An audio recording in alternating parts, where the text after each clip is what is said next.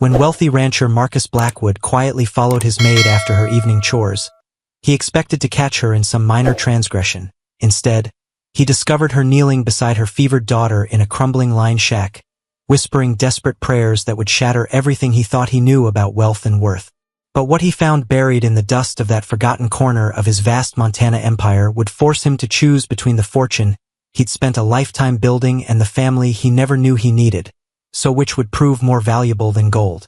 Blood dripped from Marcus Blackwood's knuckles as he wrapped the reins around his saddle horn, the Montana morning air sharp enough to cut glass. His stallion snorted steam into the freezing dawn, hooves dancing on frost-covered ground that crunched like broken bones beneath their weight. Something was wrong at the ranch, dead wrong, and Marcus could smell trouble the way a wolf smells fear. The year was 1882, and winter had come early to the Montana territory, painting the Blackwood Ranch in shades of silver and shadow. Marcus had built this empire from nothing, 10,000 acres of prime grazing land that stretched from the valley floor to the snow-capped peaks beyond. Cattle dotted the landscape like dark stones scattered across a white blanket, their breath creating small clouds in the bitter air. But today felt different. Today felt dangerous.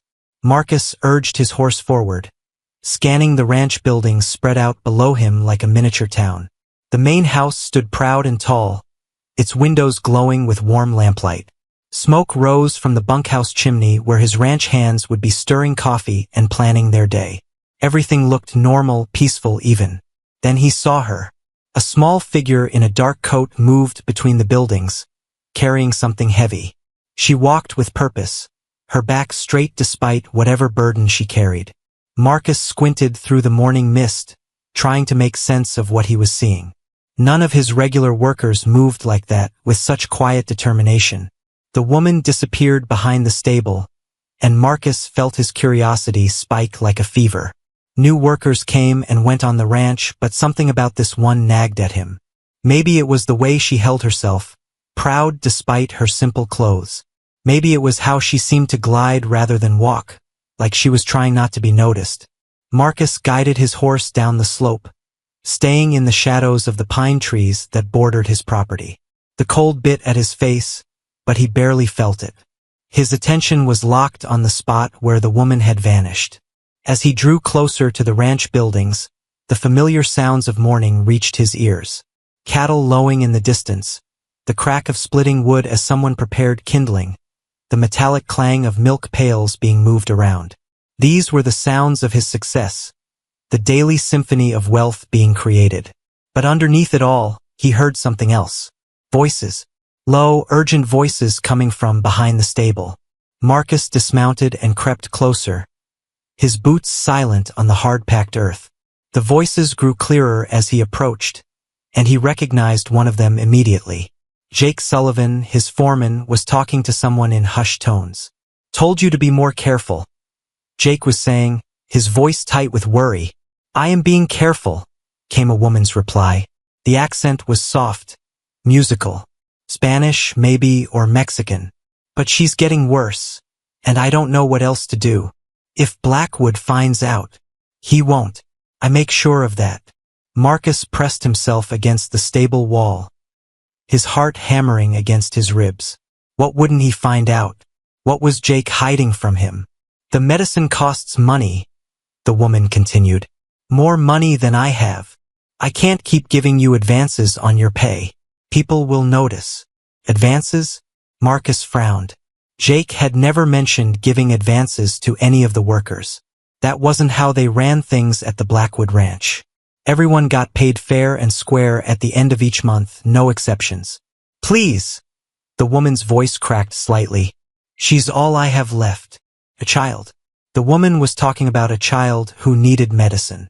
Marcus felt something twist in his chest, a feeling he didn't quite recognize. Pity? Concern?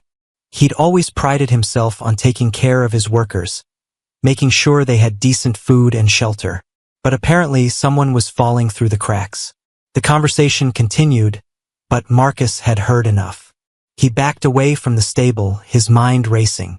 Jake was giving unauthorized advances to workers, and there was a sick child somewhere on his property that he didn't know about. Neither of these things sat well with him, As he led his horse back toward the main house, Marcus caught another glimpse of the woman.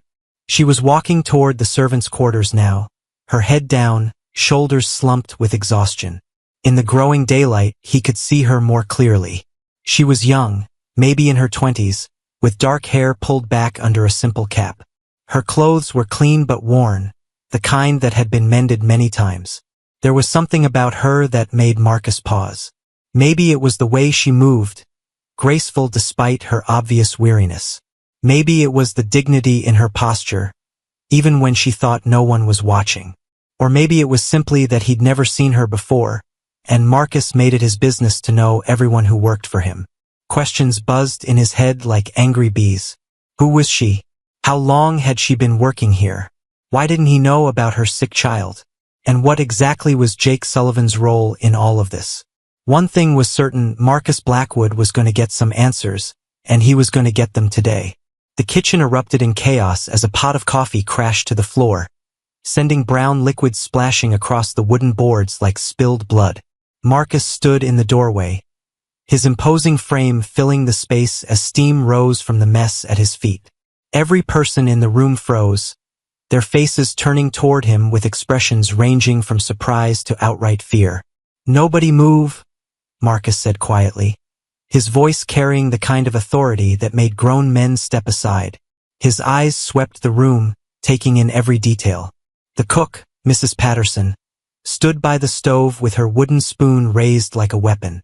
Two kitchen maids huddled near the pantry, their aprons stained with flour. And there, kneeling on the floor trying to clean up the spilled coffee, was the woman from behind the stable. "You," Marcus said, pointing directly at her. "Stand up." The woman rose slowly, her dark eyes meeting his without flinching. Up close, Marcus could see that she was even younger than he'd first thought, probably no more than 25. Her face was oval-shaped with high cheekbones and full lips that were pressed together in a thin line.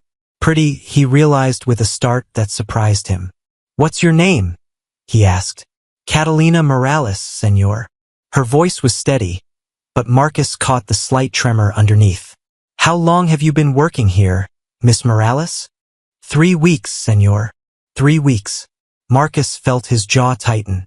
3 weeks, and he'd never seen her before this morning. That meant someone had hired her without his knowledge, something that wasn't supposed to happen at the Blackwood Ranch. "Who hired you?" Catalina's eyes flicked toward Mrs. Patterson, then back to Marcus. "Senor Sullivan said you needed extra help in the house." Jake again. Marcus filed this information away with everything else he'd learned about his foreman this morning. It seemed Jake Sullivan had been making a lot of decisions lately without consulting the man who paid his wages. "And where exactly are you living, Miss Morales?" This time, the tremor in her voice was more noticeable. "Senor Sullivan showed me to the old line shack near the creek. He said it was available." The line shack. Marcus knew the building she meant. A small, drafty cabin that hadn't been used in years. It was barely fit for storing equipment, let alone housing a human being. The idea that someone was living there, especially someone with a sick child, made his stomach churn. "That shack doesn't have proper heating," Marcus said, his voice growing colder. "Or running water." "It has a roof, senor." "That is enough." The simple dignity in her response hit Marcus like a physical blow. Here was a woman who was clearly struggling, living in conditions that would make most people complain bitterly, and she was grateful for a roof over her head. Mrs. Patterson cleared her throat nervously. "Mr. Blackwood, sir, if I may, Miss Morales has been doing excellent work. She's quiet, respectful, and she works harder than anyone I've seen." "I'm sure she does," Marcus replied, but his attention remained fixed on Catalina. There were shadows under her eyes that spoke of sleepless nights, and her hands, he noticed, were rough from hard work. But it was something else that caught his attention. The way she kept glancing toward the window, as if her thoughts were somewhere else entirely. "Miss Morales?" Marcus said suddenly. "Do you have family here?" The question seemed to catch her off guard.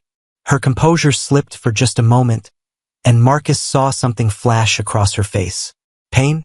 Fear? Before he could identify it, the mask was back in place. I have a daughter, senor. She is 8 years old. And where is she now? She stays close. I watch over her. It wasn't really an answer, Marcus realized. It was the kind of careful non-answer that people gave when they were trying to avoid saying too much, but it told him what he needed to know. The sick child Jake and Catalina had been discussing was her daughter, and she was probably at the line shack right now. The thought of an 8-year-old girl living in that drafty, cold building made Marcus's chest tighten with an emotion he couldn't quite name. He'd never been particularly sentimental about children, but something about this situation bothered him deeply. Mrs. Patterson, Marcus said without taking his eyes off Catalina, I want you to prepare a room in the main house, the blue guest room on the 2nd floor. Every person in the kitchen stared at him as if he'd grown a second head. Marcus Blackwood was known for being fair to his workers, but he'd never invited any of them to stay in the main house. That was crossing a line that simply wasn't crossed in Montana territory in 1882. Sir, Mrs. Patterson's voice was faint with shock. You heard me. Clean linens, fresh towels, and make sure the fireplace is working properly. Marcus turned back to Catalina, who was looking at him with wide, confused eyes. Miss Morales, you and your daughter will be moving into the main house today. Senor, I cannot accept such kindness. It would not be proper. What's not proper is having a sick child living in an unheated shack. Marcus's voice was sharper than he intended, and he saw Catalina flinch slightly. He forced himself to speak more gently. Consider it a temporary arrangement, until we can find you more suitable accommodations. Catalina stared at him for a long moment, and Marcus found himself holding his breath. There was something happening here, something that went beyond simple employer-employee relations. He couldn't explain it, couldn't even fully understand it, but he knew that everything was about to change. Thank you, senor, Catalina said finally, her voice barely above a whisper. My daughter. She will be grateful. As Marcus turned to leave the kitchen, one thought echoed in his mind like a warning bell. What exactly had he just gotten himself into? The ledger book flew across Marcus's office and slammed into the wall with a crack that echoed through the house like a gunshot. Numbers scattered across the floor in a chaos of ink and fury, while Marcus stood behind his massive oak desk, his chest heaving with rage that threatened to consume everything in its path. $3,000. Gone. Vanished like smoke in a Montana windstorm. Jake! Marcus bellowed, his voice carrying enough force to rattle the windows. Get in here now. Heavy footsteps thundered down the hallway, and Jake Sullivan appeared in the doorway, his weathered face pale as winter snow. The foreman's hat was clutched in his hands, twisted and wrinkled from nervous fingers that couldn't stay still. You called for me, boss? Marcus pointed at the scattered papers on the floor, his fingers shaking with barely controlled anger. Explain to me how $3,000 just walks away from my ranch accounts. Jake's eyes darted around the room like a cornered animal looking for an escape route. Sweat beaded on his forehead despite the cool evening air drifting through the open window. Well, sir, could be a mistake in the cattle count. You know how it is during roundup season. Don't. Marcus's voice dropped to a dangerous whisper that was somehow more terrifying than his earlier shouting. Don't you dare stand there and lie to my face, Jake. I've been counting cattle since before you could tie your own boots. The silence stretched between them, thick and suffocating.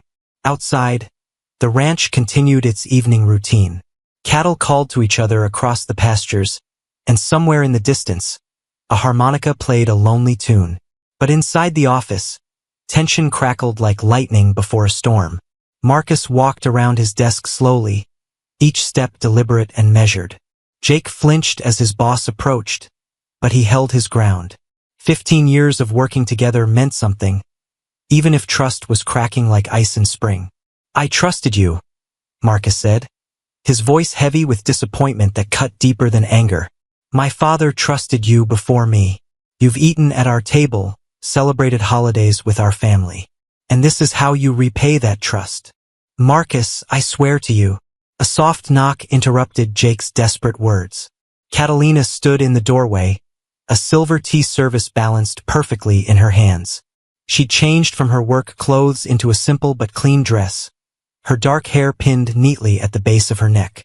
Even in the midst of his fury, Marcus noticed how she seemed to bring calm into the room just by being there. "Forgive me, senor," she said quietly. "Mrs. Patterson asked me to bring your evening tea." "Not now," Marcus began, but something in Catalina's expression made him stop.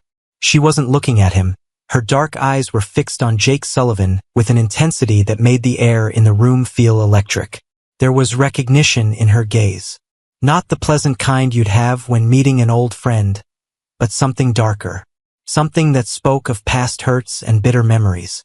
"Actually," Catalina said, setting the tea service down with careful precision, "I couldn't help but hear you mention $3,000. Jake's face went from pale to ashen gray. His hands tightened on his hat until his knuckles showed white against his tan skin. "You don't know what you're talking about, girl." The word girl came out like a curse, filled with contempt and fear. But Catalina didn't back down.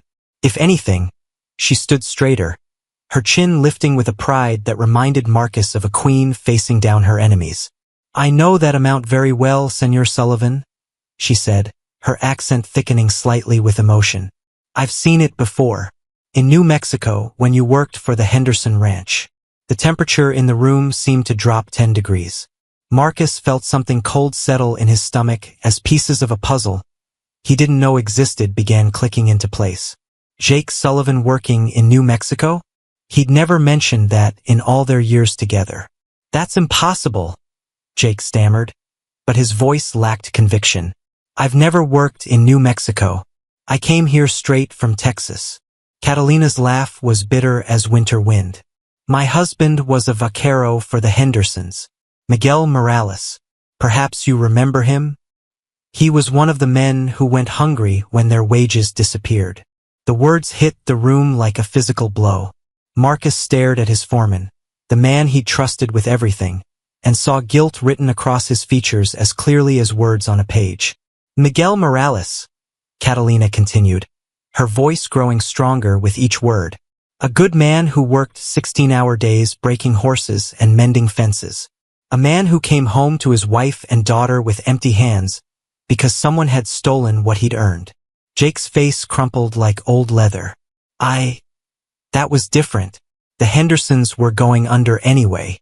I was just stealing from honest men to line your own pockets," Marcus finished, his voice deadly quiet. The confession hung in the air like smoke from a branding iron. 15 years of friendship and trust, destroyed in a single moment of truth. Marcus felt something break inside his chest. Not his heart, exactly, but something close to it.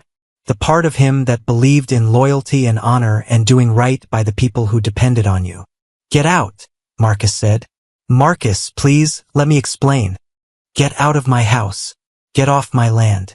If I see you here tomorrow morning, I'll have the sheriff arrest you for theft." Jake Sullivan looked like he wanted to say more, but something in Marcus's expression stopped him. He placed his mangled hat on his head and walked toward the door, his shoulders slumped in defeat. At the threshold, he turned back one last time. "I never meant for anyone to get hurt." "But they did," Catalina said softly. "My husband worked himself to death trying to make up for what you stole. He died believing he'd failed his family." Jake's face went white as bone, and then he was gone, his footsteps fading down the hallway and out into the Montana night. Marcus and Catalina stood alone in the office, surrounded by scattered papers and the ruins of trust. The silence between them was different now. Not awkward or uncomfortable, but heavy with shared understanding. "Thank you," Marcus said finally. Catalina nodded, her eyes still bright with unshed tears. "Justice doesn't bring back the dead, but it helps the living sleep better." As she turned to leave, Marcus found himself studying her profile in the lamplight.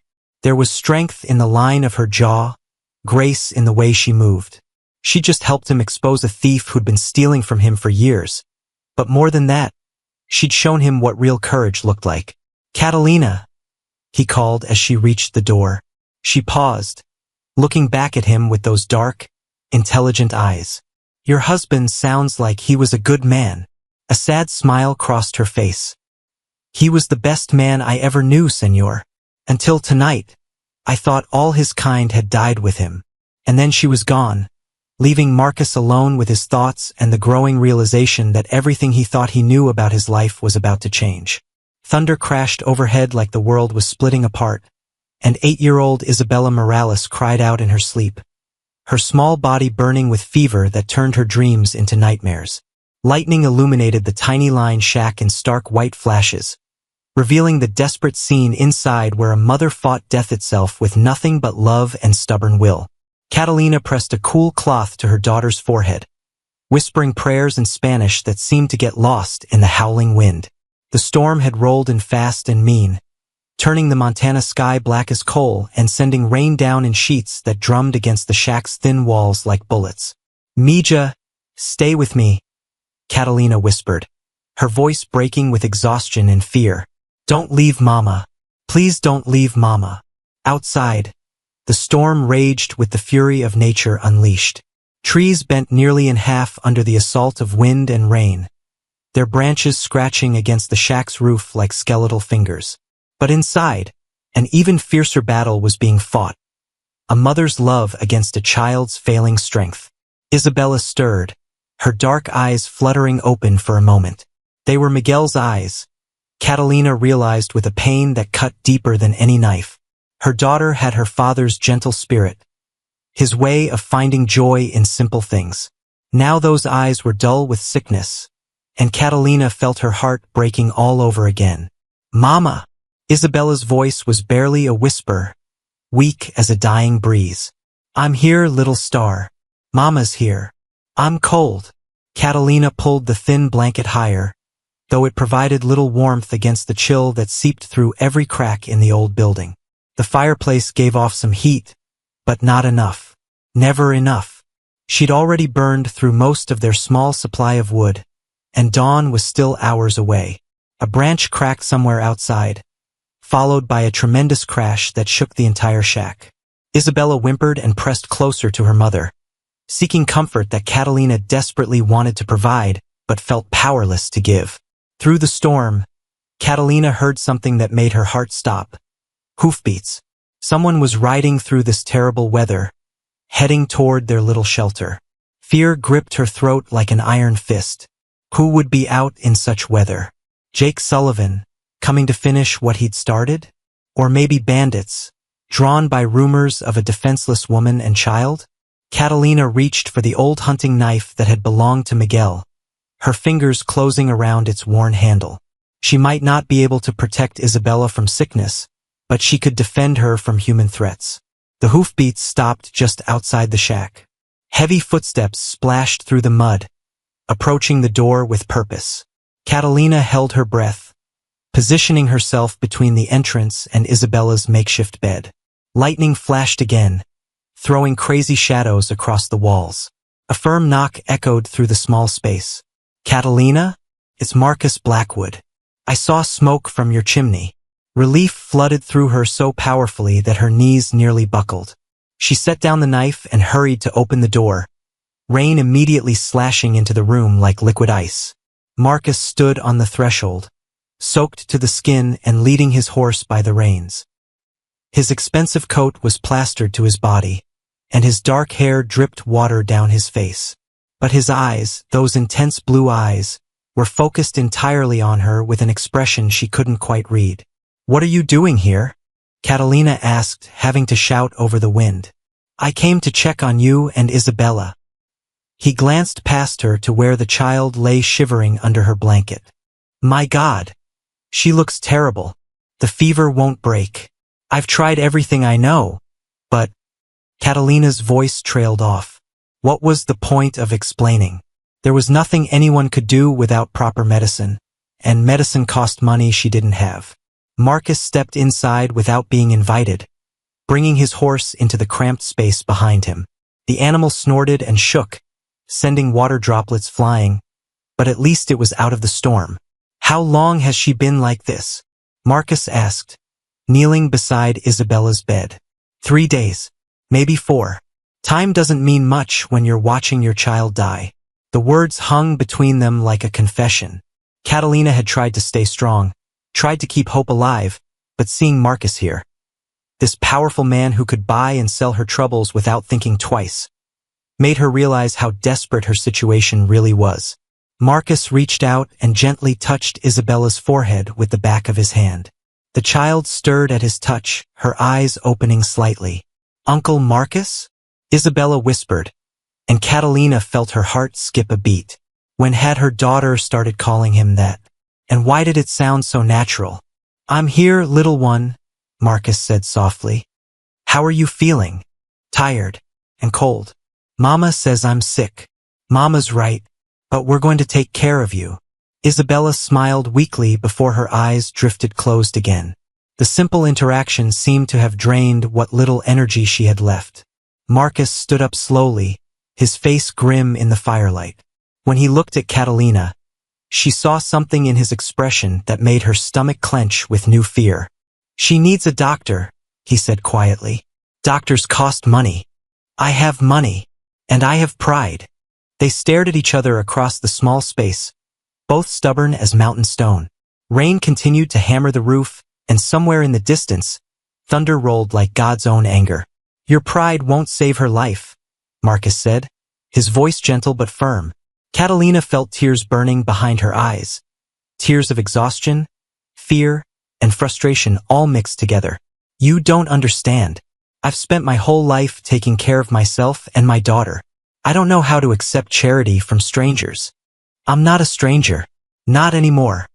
The words were simple, but they carried weight that settled somewhere deep in Catalina's chest. She looked at this man, this wealthy rancher who had every reason to stay in his warm, comfortable house, and tried to understand why he was here, soaking wet and worried about a sick child who wasn't even his responsibility. Another flash of lightning lit up the shack, and in that brief moment, Catalina saw something that made her breath catch. Marcus wasn't looking at Isabella like she was just another employee's child. He was looking at her with the protective concern of someone who genuinely cared. "Why?" Catalina asked, her voice barely audible over the storm. "Why does it matter to you what happens to us?" Marcus was quiet for a long moment, studying Isabella's pale face in the flickering firelight. When he finally spoke, his words were so soft that Catalina had to strain to hear them. "Because I've spent 10 years building walls around myself, convincing myself that money and land were enough, that I didn't need anyone." He looked up at her, and in his eyes, she saw a loneliness that matched her own. "But watching you fight for her life, seeing how much you love her, it made me realize what I've been missing." Thunder crashed overhead again, but somehow the sound seemed less threatening now. In the warm glow of the fire, with rain pattering on the roof and Isabella breathing softly between them, something shifted in the air. Not romance, it was too soon and too complicated for that, but understanding, recognition. Two people who had built walls around their hearts, slowly realizing they didn't have to carry their burdens alone. "I'll ride to town tomorrow," Marcus said. "Dr. Henley owes me a favor." Catalina nodded, too overwhelmed to speak. Outside, the storm continued its assault on the Montana landscape, but inside the little shack, hope flickered back to life like a candle relit in the darkness. Gunshots cracked through the morning air like whips, sending birds exploding from the trees in a panic of wings and frightened cries. Marcus jerked awake in his chair beside Isabella's bed, his hand automatically reaching for the pistol at his hip as his eyes searched the dawn light streaming through the guest room windows. Two riders sat on horseback at the edge of his property, their badges glinting silver in the early sun like tiny mirrors. U.S. Marshals. Marcus's blood turned to ice water in his veins as he recognized the type of men who brought nothing but trouble to peaceful ranches. "Catalina," he whispered urgently, gently shaking her shoulder. She'd fallen asleep curled up in the chair on the other side of Isabella's bed, her dark hair falling across her face like a curtain. She stirred, blinking in confusion before her eyes focused on his face. "What's wrong?" "Marshals. Two of them just rode up." Marcus moved to the window, careful to stay hidden behind the curtain. "They're not here for a social visit." Isabella shifted on the bed, her fever finally broken after 3 days of Dr. Henley's care and medicine. The color had returned to her cheeks, and she breathed easily now, no longer fighting for each breath like she had during the worst of her sickness. Catalina joined Marcus at the window, her body tense with the kind of fear that came from experience with lawmen who asked hard questions. What could they want? Jake Sullivan. Marcus's jaw tightened as he watched the marshals dismount and tie their horses to the hitching post. Must be about that missing money. But there's more to it than just ranch business. Heavy boots stomped across the wooden porch, followed by sharp knocks that echoed through the house like gunshots.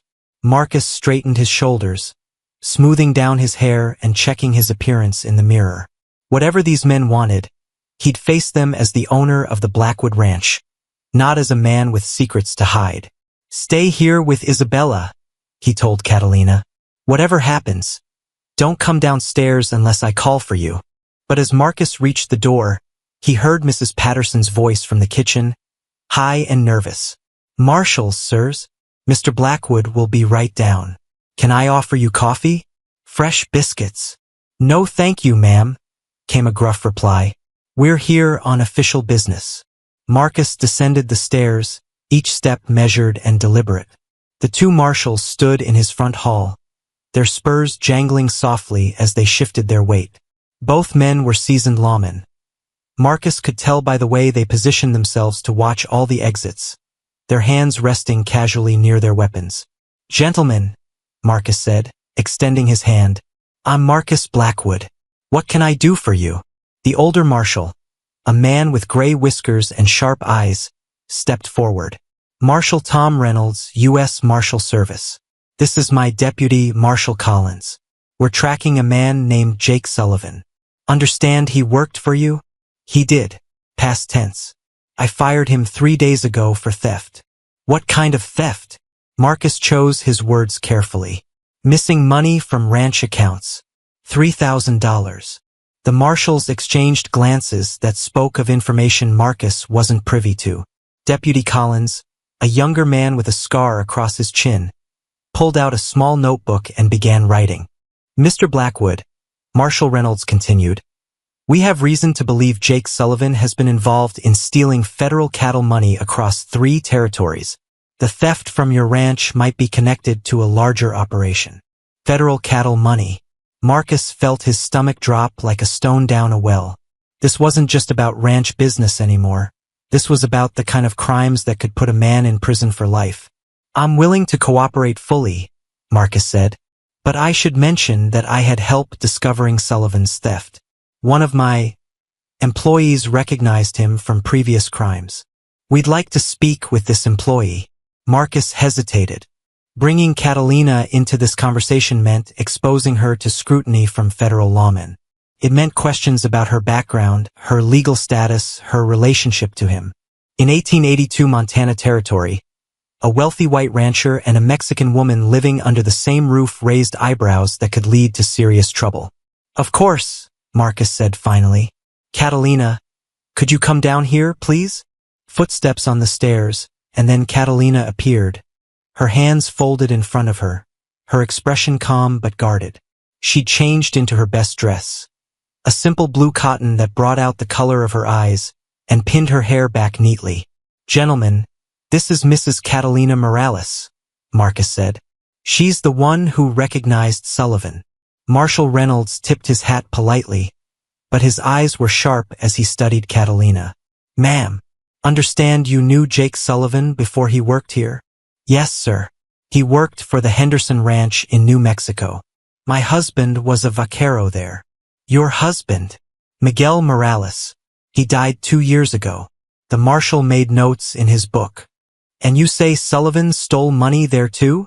$3,000. Same amount as here. Wages for the vaqueros disappeared, and my husband worked himself to death trying to make up for what his family lost. Marcus watched Catalina as she spoke, admiring the quiet strength in her voice.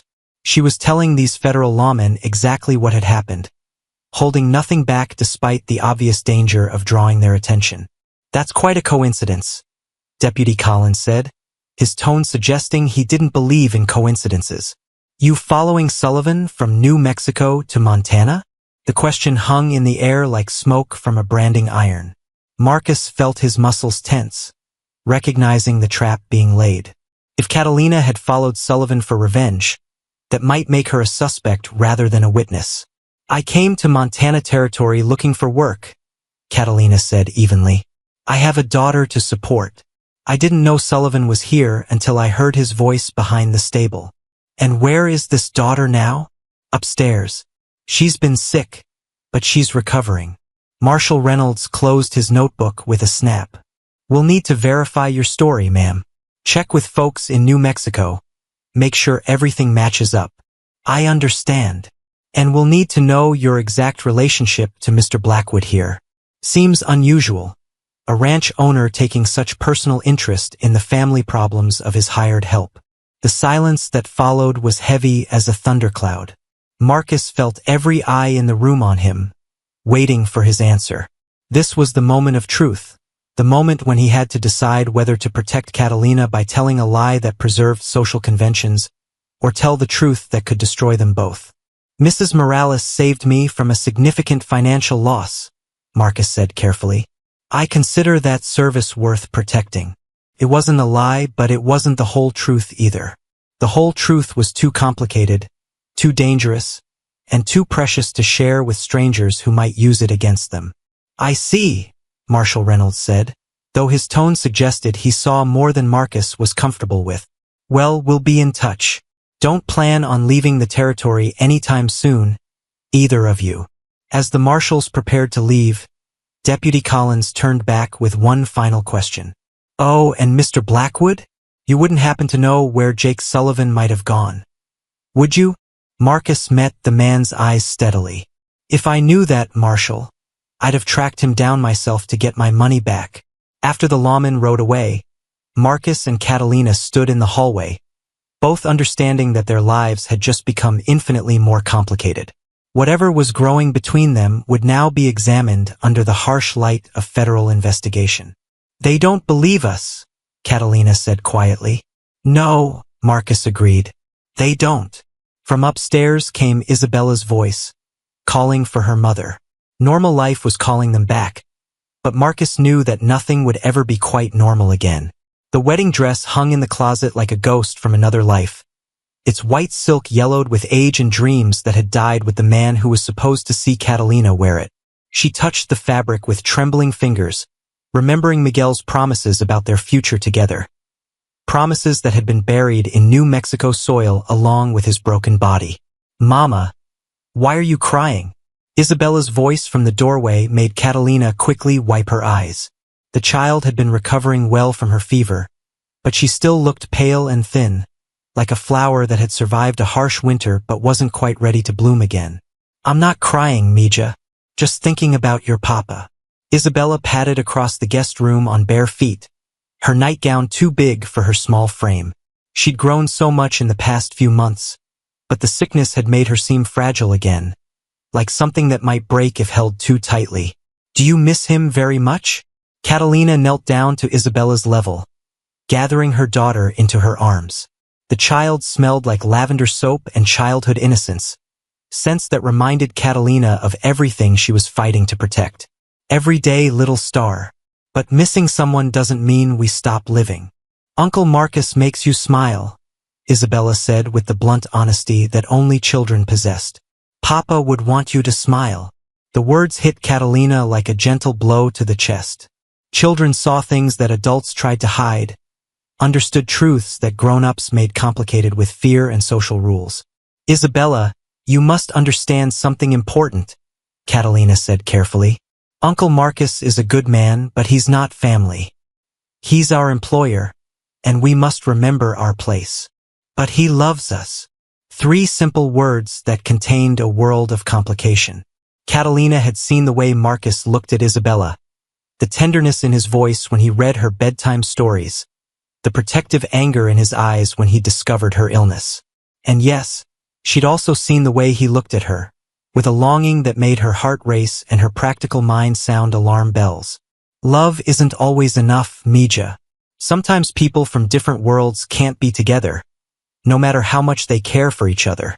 Isabella frowned, her 8-year-old brain struggling with concepts that shouldn't have to concern children. "Why not?" Before Catalina could answer, A knock at the door interrupted them. Marcus's voice came through the wood, hesitant and formal. "Catalina? Could I speak with you for a moment?" She opened the door to find him standing in the hallway, his dark hair slightly disheveled as if he'd been running his hands through it. His blue eyes were troubled, and there was tension in his shoulders that spoke of difficult decisions. "Of course, senor. Isabella, go wash your face and hands for breakfast." The child scampered away, leaving them alone in the hallway. Marcus looked like he wanted to say something important but couldn't find the right words. Finally, he gestured toward the stairs. "Walk with me? I need to discuss something with you." They made their way through the house in silence, past the kitchen where Mrs. Patterson was preparing breakfast, past the formal dining room where Marcus ate his meals alone, and out onto the front porch where the morning air was crisp with approaching autumn. "The Marshals came back yesterday while you were in town with Isabella," Marcus said without preamble. "They've been asking questions about us, about our arrangement." Catalina felt her stomach tighten with familiar fear. "What kind of questions?" "The kind that suggest they think there's more to our relationship than employer and employee." Marcus gripped the porch railing, his knuckles white with tension. "Apparently, people in town are talking. A wealthy rancher and a Mexican woman living under the same roof. Her child calling me Uncle Marcus." "I'll leave," Catalina said immediately. "Isabella and I will pack our things and—" "No." The word came out sharper than Marcus intended. He turned to face her, and in his eyes, she saw something that made her breath catch. "That's not what I want. What you want and what's wise are two different things, senor. Stop calling me that. My name is Marcus. I know your name. Then use it. Please." They stood there in the morning light, two people balanced on the edge of a cliff, knowing that the next word spoken would determine whether they stepped back to safety or jumped into the unknown. "Marcus?" Catalina said softly, and the sound of his name on her lips did something to his expression that made her heart beat faster. "This is dangerous. For both of us, but especially for you." "I don't care about danger. You should. You have everything to lose, your reputation, your business, your standing in the community." "I have nothing left to lose. But you. You think I have everything?" Marcus laughed, but there was no humor in it. "I have money and land and a big empty house. I have business associates who respect my bank account and neighbors who invite me to dinner because I'm useful to them. But I don't have anyone who cares if I live or die." "That's not true, isn't it? When was the last time someone worried about me when I was late coming home? When was the last time someone asked about my day because they genuinely wanted to know? When was the last time someone looked at me and saw Marcus the man instead of Blackwood the rancher?" Catalina felt tears prick her eyes, because she knew exactly what he meant. After Miguel's death, she'd been so focused on survival that she'd forgotten what it felt like to be seen as a person rather than just a problem to be solved. "The Marshals aren't our only concern," she said quietly. "People in town are already suspicious. If this goes any further, there will be consequences." "What kind of consequences?" "The kind that could hurt Isabella. Children can be cruel when they don't understand something. And adults." She shook her head. "Adults can be worse." Marcus stepped closer, and Catalina caught the scent of his shaving soap mixed with leather and something uniquely him. When he spoke, his voice was low and intense. "What if I told you I don't care what people think? What if I told you that, for the first time in 10 years, I wake up looking forward to the day because I know you and Isabella will be there? What if I told you that watching you fight for her life made me realize what courage really looks like?" "I would say you're a fool," Catalina whispered, but her voice lacked conviction. "Maybe I am, but I'm a fool who knows what he wants." "And what do you want?" Marcus reached out slowly, giving her time to step away if she chose. When she didn't move, he gently touched her face, his thumb brushing away a tear she hadn't realized had fallen. "I want you to stay, not as my employee but as my family. I want to be Isabella's father in more than just name. I want to wake up every morning knowing that you're both safe and happy and home." "Marcus, I want to marry you, Catalina. I want to give you my name and my protection and everything I have. I want to spend the rest of my life trying to deserve the gift of your love." The words hung between them like a bridge over a canyon, beautiful and terrifying and impossible to ignore. Somewhere in the distance, cattle were lowing in the pastures, and the sound seemed to emphasize the vastness of the choice before them.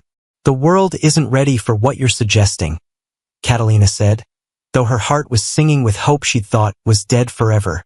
"Then we'll help make it ready," Marcus replied. "One day at a time, one person at a time, starting with us."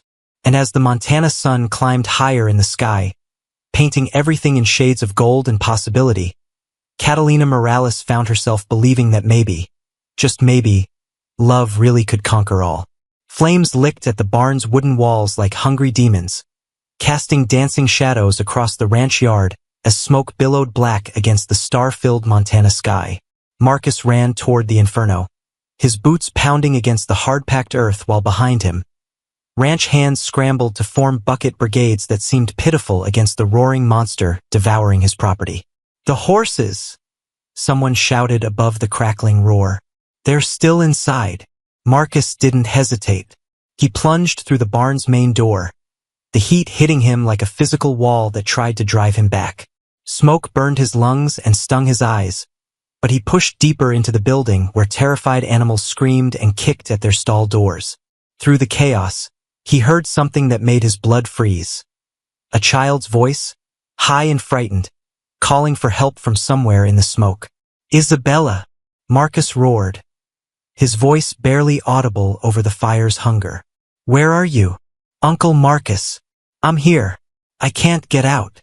The voice came from the feed room at the back of the barn, where Isabella had probably been playing with the barn cats like she did every evening after supper.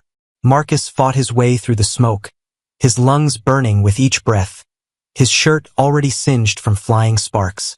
He found her huddled in the corner, tears streaming down her soot-covered face as she cradled a small gray kitten against her chest. The doorway behind her was blocked by a fallen beam, flames creeping closer with each passing second. "I tried to save Whiskers," Isabella sobbed. "I couldn't leave him to burn." Marcus swept her into his arms, kitten and all, his heart hammering against his ribs as he searched for another way out. The main door was becoming impossible to reach, but there was a window, high up, but wide enough for them to squeeze through. "Hold tight to me," Marcus commanded, grabbing a nearby pitchfork to smash the window glass. Cool night air rushed in like salvation, and Marcus lifted Isabella toward the opening. "I can't fit," she cried, her small body shaking with fear. "Yes, you can. I'm gonna boost you up and you're gonna climb out. Mrs. Patterson is waiting for you outside."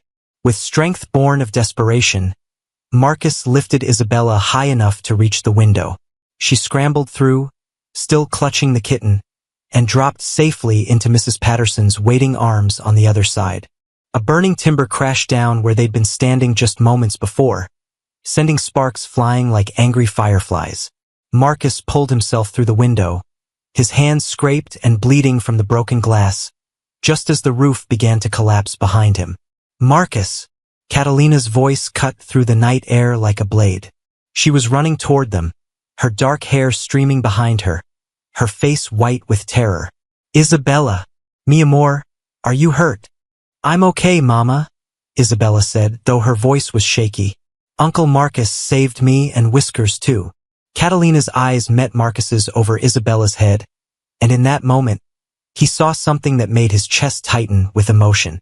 It wasn't just gratitude or relief. It was love, pure and simple, shining in her dark eyes like stars reflected in deep water. But their moment of reunion was interrupted by angry voices from the crowd that had gathered to watch the fire. Ranch hands and neighbors formed a loose circle around them, and Marcus could see suspicion and hostility in too many faces. "Mighty convenient," drawled a voice from the crowd.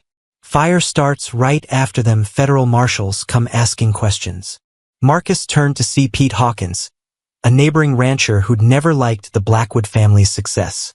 Pete's face was twisted with the kind of mean satisfaction that came from seeing others suffer. "You saying I burned down my own barn, Pete?" Marcus asked, his voice dangerously quiet. I'm saying it's strange how much trouble you've been having since you took up with that Mexican woman, Pete replied, spitting into the dirt. First Jake Sullivan turns out to be a thief.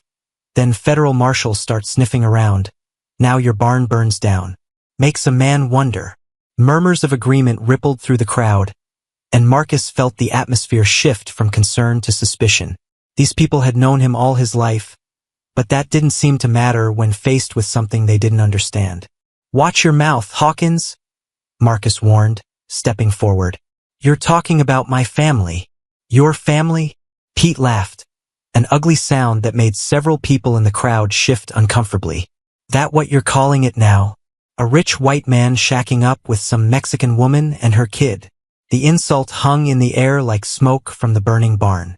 Marcus felt his hands clench into fists, but before he could respond, Catalina stepped forward, her chin raised with quiet dignity. My name is Catalina Morales, she said clearly, her voice carrying despite the crackling flames behind them. I am a widow, and I work for Mr. Blackwood. My daughter and I are grateful for his kindness, but we are not what you think we are. Then what are you? Pete challenged. Because folks in town have been talking, and they say a lot of things, interrupted a new voice. Dr. Henley pushed through the crowd, his medical bag in his hand and his expression stern. Most of it nonsense from people who have nothing better to do than gossip about their neighbors. The doctor's arrival seemed to calm the crowd slightly. Dr. Henley was respected in the community, and his opinions carried weight with people who might otherwise listen to troublemakers like Pete Hawkins. I've treated this child, Dr. Henley continued, gesturing toward Isabella. I've seen how Mr. Blackwood and Mrs. Morales care for her. If that's not family, then I don't know what is. But it ain't proper, Pete insisted, though his voice had lost some of its earlier venom. A man like Blackwood should marry his own kind. A man like Blackwood should marry whoever makes him happy, came another voice from the crowd. Mrs. Patterson had spoken, her arms still wrapped protectively around Isabella. And if you ask me, he's been happier these past few months than I've seen him in years. More murmurs from the crowd, but these sounded less hostile. Marcus realized that he had more supporters than enemies, even if the enemies were louder. The fire's out, announced one of the ranch hands, approaching with his hat in his hands. Barn's a total loss, but we saved the horses. All except what? Marcus asked, though he dreaded the answer. Except we found evidence of arson, boss. Someone poured kerosene around the base of the walls and lit it deliberate. The crowd fell silent, the implications of this news settling over them like a blanket. This wasn't an accident or an act of God. This was an attack, pure and simple. Who would do such a thing? Dr. Henley asked, voicing what everyone was thinking. Marcus looked around at the faces in the crowd, noting who was there and who wasn't. His eyes met Catalina's, and he saw the same realization dawning in her expression. Someone who wanted to send a message, Marcus said quietly. Someone who thinks fear is stronger than love. As if summoned by his words, the sound of approaching hoofbeats echoed through the night. 3 riders emerged from the darkness, their faces hidden by bandanas, their hands resting on their weapons. The leader of the group spoke in a voice muffled by his mask. This is just the beginning, Blackwood. Send the woman and her kid packing, or next time it won't be just a barn that burns. Before anyone could respond, the riders wheeled their horses around and galloped away into the Montana night, leaving behind only the smell of smoke and the bitter taste of fear. Marcus felt Catalina's hand slip into his, her fingers intertwining with his own. In that simple gesture, he found the strength to face whatever came next. Well, he said to the crowd, his voice carrying clearly in the night air. I guess that settles the question of what we're dealing with. But even as he spoke, Marcus knew that the real battle was just beginning. The church bells rang out across the valley like silver coins dropping into a crystal bowl, their pure sound carrying promises of new beginnings to everyone within miles of the small wooden building. Marcus stood at the altar in his best black suit, his heart pounding so hard he was sure the whole congregation could hear it echoing off the walls. Today was his wedding day, and he'd never been more terrified or more certain of anything in his entire life. Sunlight streamed through the stained glass windows, painting rainbow patterns across the wooden pews where friends and neighbors sat in their Sunday finest. Some faces were friendly, others curious, and a few were openly disapproving, but they were all here, witnessing this moment that would change everything. Dr. Henley stood beside Marcus as his best man, his weathered face creased with a smile that spoke of genuine happiness for his friend. The old doctor had been one of the first to accept Marcus's decision to marry Catalina, and his support had helped sway others in the community. "You ready for this?" Dr. Henley whispered, adjusting his tie. "Been ready for months," Marcus replied, though his voice came out rougher than he intended. "Just waiting for her to say yes." The church door opened with a soft creak, and Marcus felt his breath catch in his throat. Catalina stood in the doorway like a vision, wearing a dress of cream-colored silk that transformed her from the hard-working woman he'd fallen in love with into something that belonged in a fairy tale. But it was her eyes that captured him. Those deep, coffee-colored eyes that had seen too much sorrow but still held hope for the future. She was looking at him with an expression that made his chest tighten with emotion. A mixture of love and trust and quiet determination that said she was ready to face whatever came next. Isabella walked beside her mother, dressed in a miniature version of the same cream silk, her dark hair adorned with wildflowers that she'd picked that morning. The child was practically glowing with excitement, her steps bouncing with barely contained joy. Mrs. Patterson played the wedding march on the small organ, her fingers dancing across the keys with surprising skill. The melody filled the church, sweet and solemn, as Catalina walked slowly down the aisle toward Marcus. Each step brought her closer, and with each step, Marcus felt more certain that this was right. Not just right for him, but right for all of them, him, Catalina, Isabella, and the family they were creating together. When Catalina reached the altar, she handed her bouquet of wildflowers to Isabella and took Marcus's offered hand. Her fingers were warm and steady, and the simple touch sent strength flowing through him like electricity. Reverend Morrison opened his Bible, his voice carrying clearly through the small church. "Dearly beloved, we are gathered here today to witness the union of Marcus Blackwood and Catalina Morales in holy matrimony." The words washed over Marcus like a blessing, but he found himself focused more on Catalina's face than on the ceremony itself. She was looking at him with complete attention, as if he were the only person in the world, and the love in her expression made him feel like the richest man in Montana territory. "Marriage is not a union to be entered into lightly," Reverend Morrison continued, "but with reverence, discretion, and in the fear of God. If any person can show just cause why these two should not be joined together, let them speak now or forever hold their peace." The silence that followed was heavy with possibility. Marcus tensed, half expecting Pete Hawkins or one of the other troublemakers to stand up and voice an objection.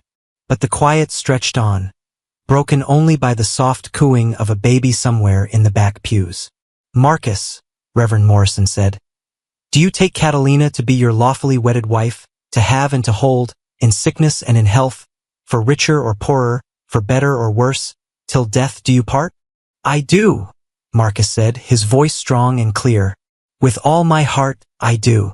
"And Catalina, do you take Marcus to be your lawfully wedded husband, to have and to hold, in sickness and in health, for richer or poorer, for better or worse, till death do you part?"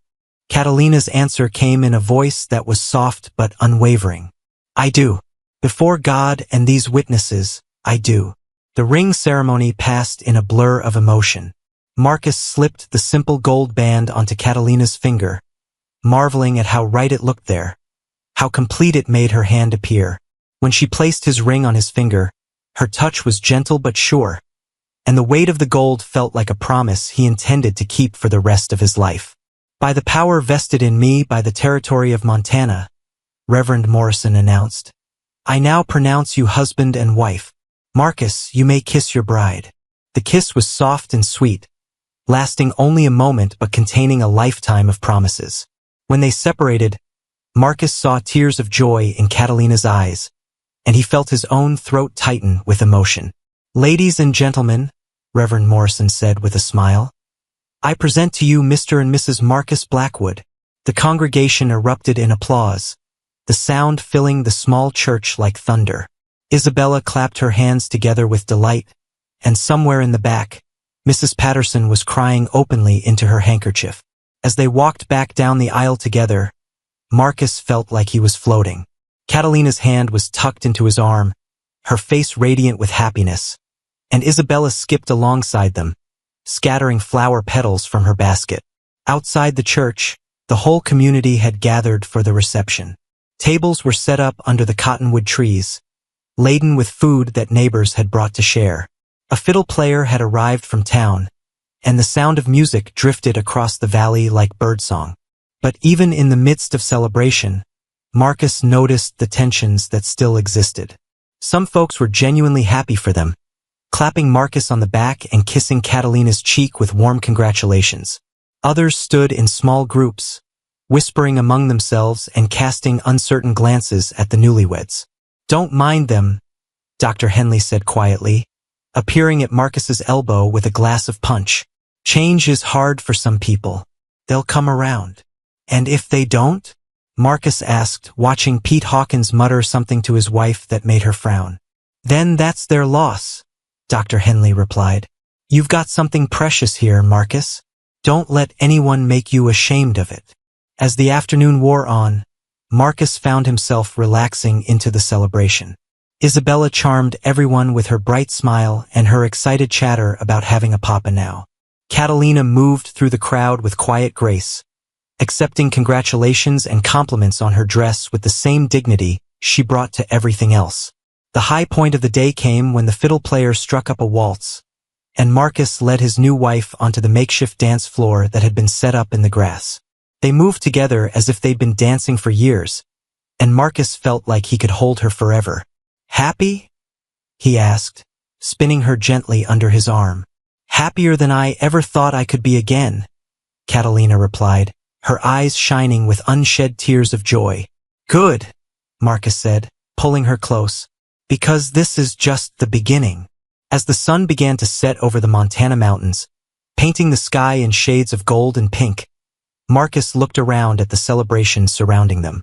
His friends and neighbors, his new wife, his daughter, because Isabella was his daughter now, in every way that mattered, and the future spreading out before them like an unwritten book full of possibilities.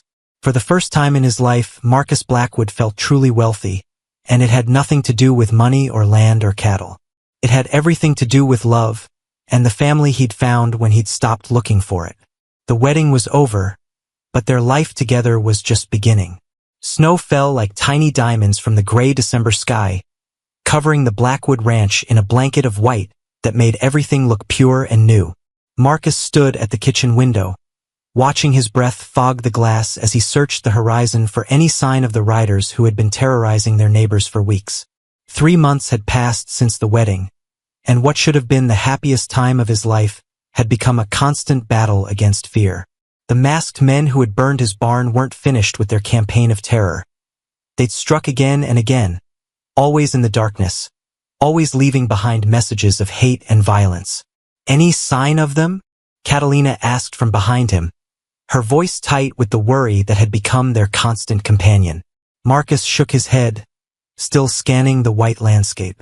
"Nothing yet, but they'll come. They always do when the moon is dark." Isabella sat at the kitchen table, her small hands wrapped around a cup of hot chocolate, her eyes wide with the kind of fear that no 8-year-old should have to carry. She'd grown quiet over the past few weeks, jumping at every unexpected sound, clinging to Marcus and Catalina like they might disappear if she let go.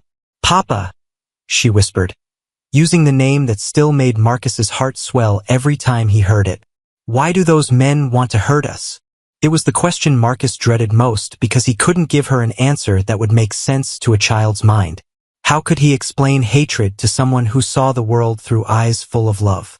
How could he tell her that some people were so afraid of change that they'd rather destroy than understand? "Some people are scared of things they don't know," Marcus said finally, moving away from the window to sit beside her. "And when people are scared, sometimes they do mean things." "But we're not scary," Isabella protested, her voice small and confused. "We're just a family." "Yes, we are," Marcus said, pulling her onto his lap. And that's what makes us strong. Families stick together, no matter what. A sharp knock at the front door made them all freeze. Marcus's hand moved automatically to the rifle he kept propped against the wall. But before he could reach it, a familiar voice called out. Marcus! It's Dr. Henley. Let me in. Marcus opened the door to find his friend standing on the porch, his medical bag in one hand and a worried expression on his weathered face. Snow clung to his coat and hat, and his cheeks were red from the cold.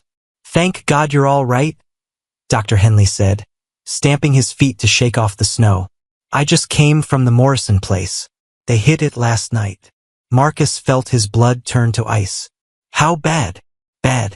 Burned down their chicken coop, killed half their livestock, left a message nailed to their front door. Dr. Henley's voice was grim. Said anyone who supports you and your family would get the same treatment. Catalina gasped, her hand flying to her mouth. The Morrisons have been nothing but kind to us. Reverend Morrison married us in his church. That's exactly why they were targeted, Dr. Henley said. These men aren't just after you anymore, Marcus. They're going after anyone who shows you friendship or support. Marcus felt the weight of responsibility settle on his shoulders like a lead blanket. It was one thing for him to face danger. He'd chosen this path when he decided to marry Catalina. But knowing that innocent people were suffering because of his choices made his stomach churn with guilt and rage.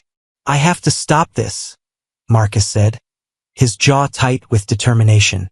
I can't let other people pay for my decisions. How? Catalina asked, her voice sharp with fear. These men hide behind masks and strike in the darkness. They're cowards, but they're dangerous cowards. I know who they are, Dr. Henley said quietly, his words falling into the room like stones into still water. Everyone turned to stare at him. The doctor looked older than his years, his face etched with lines of worry and moral struggle. You know?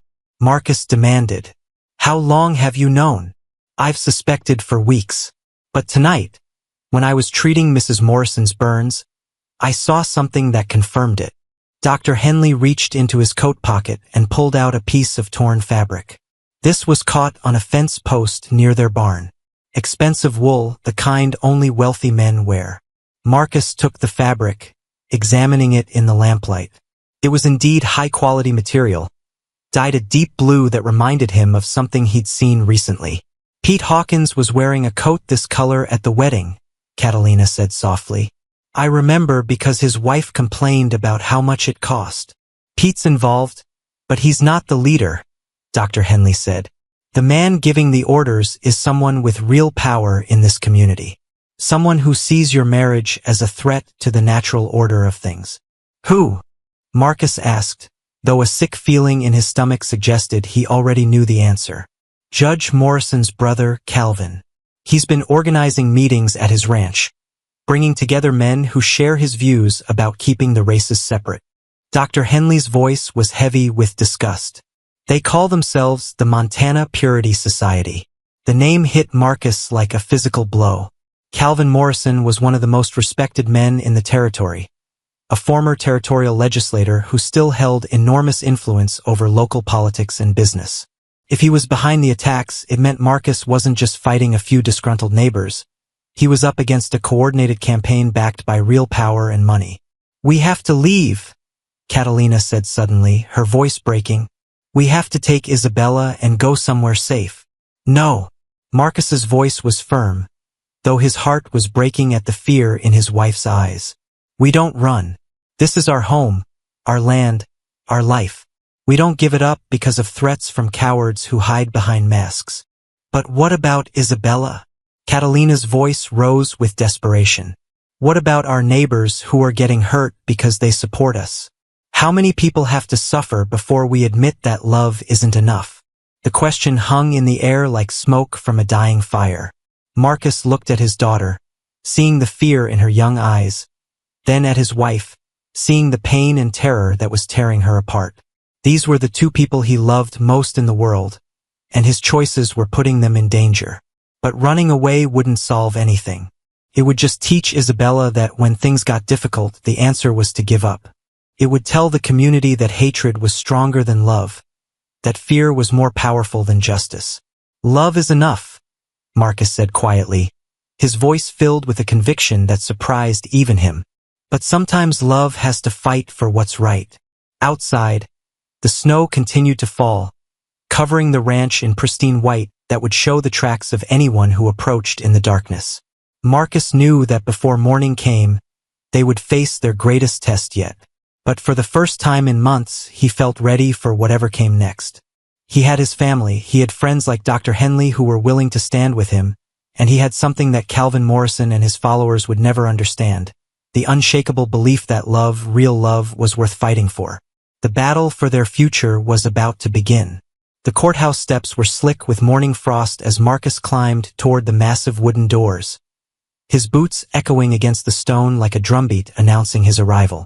In his hand, he carried a leather folder containing evidence that would either save his family or destroy everything they'd built together. 6 months had passed since the last attack, 6 months of legal battles and community meetings and sleepless nights wondering if justice would ever come to the Montana territory. Today, the truth would finally be revealed, and the future of the Blackwood family would be decided by 12 men who held their fate in their hands. "You ready for this?" Dr. Henley asked, falling into step beside Marcus as they approached the courthouse entrance. "As ready as I'll ever be," Marcus replied, though his stomach was twisted into knots that felt like they might never come undone. Inside the courthouse, every seat was filled with people from across the territory who had come to witness what the newspapers were calling the trial of the century. Marcus spotted familiar faces in the crowd, some friendly, others hostile, all watching him with the intense curiosity that comes when a community is about to judge one of its own. Catalina sat in the front row, her hands folded in her lap, her dark eyes fixed on Marcus with a mixture of love and fear that made his chest ache. Isabella sat beside her, dressed in her best blue dress, her small face serious beyond her 9 years, as she tried to understand the adult world that had suddenly become so complicated. Judge Harrison called the court to order, his gavel striking the wooden block with authority that silenced the murmuring crowd. The old judge had a reputation for fairness, but Marcus knew that even fair men could be swayed by popular opinion and social pressure. "The territory of Montana versus Calvin Morrison and Associates," Judge Harrison announced.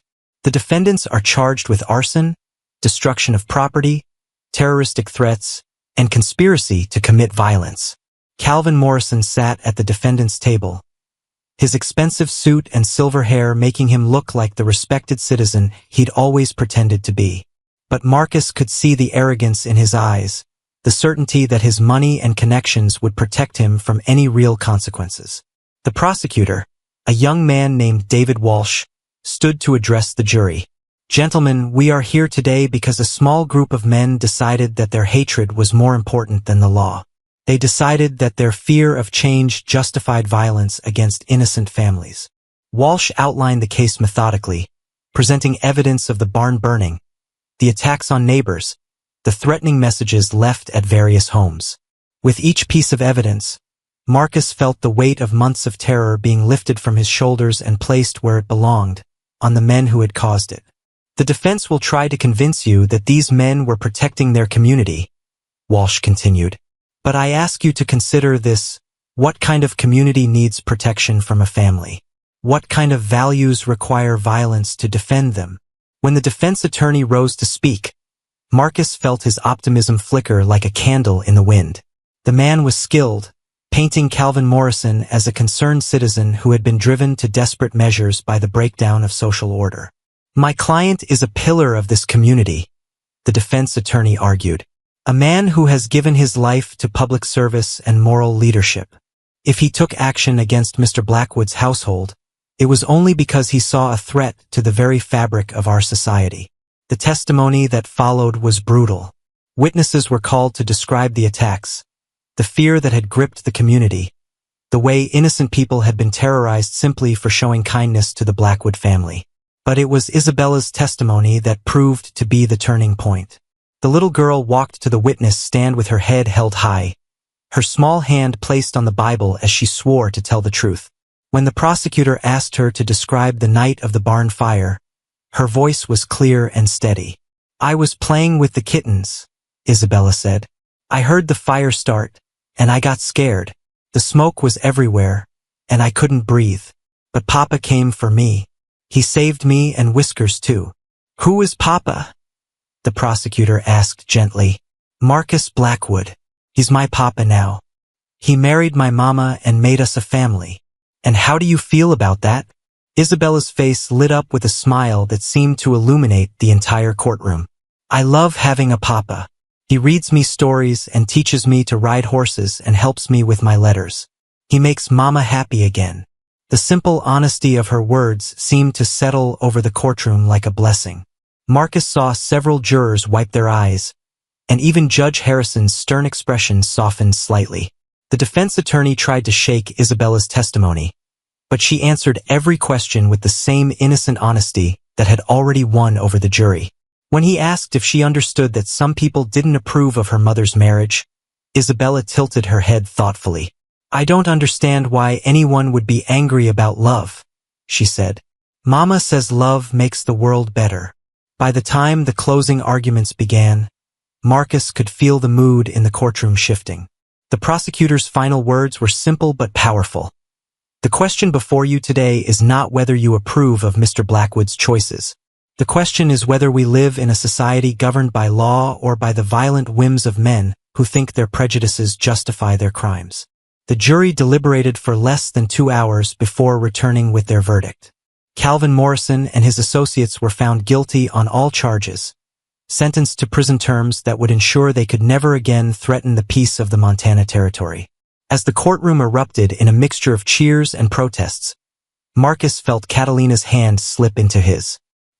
He looked down at his wife, seeing tears of relief streaming down her face, and knew that their long nightmare was finally over. Outside the courthouse, the late afternoon sun painted the mountains in shades of gold and purple that seemed to promise better days ahead. Marcus lifted Isabella onto his shoulders while Catalina walked beside them, her arm linked through his, her face radiant with hope. "So what happens now?" Dr. Henley asked, joining them as they walked toward the wagon that would take them home. Marcus looked around at the community that had tested them so severely but had ultimately chosen justice over hatred. Some faces were still hostile, but many more were friendly, and he could see acceptance beginning to take root in hearts that had once been closed. "Now we go home," Marcus said simply. "We raise our daughter, we work our land, and we show this community that love really can conquer all." As their wagon rolled through the gates of the Blackwood Ranch, Marcus felt a profound sense of completion. The setting sun cast long shadows across the rebuilt barn. The cattle grazed peacefully in the pastures, and smoke rose from the chimney of the house where his family waited. He had followed a maid after her chores and discovered something that changed everything. Not gold or silver or any material treasure, but the simple, revolutionary truth that a life shared is a life multiplied. He had learned that real wealth isn't measured in dollars or acres, but in the love of family and the strength that comes from standing together against whatever challenges life might bring. The Montana sky stretched endlessly above them, vast and full of stars,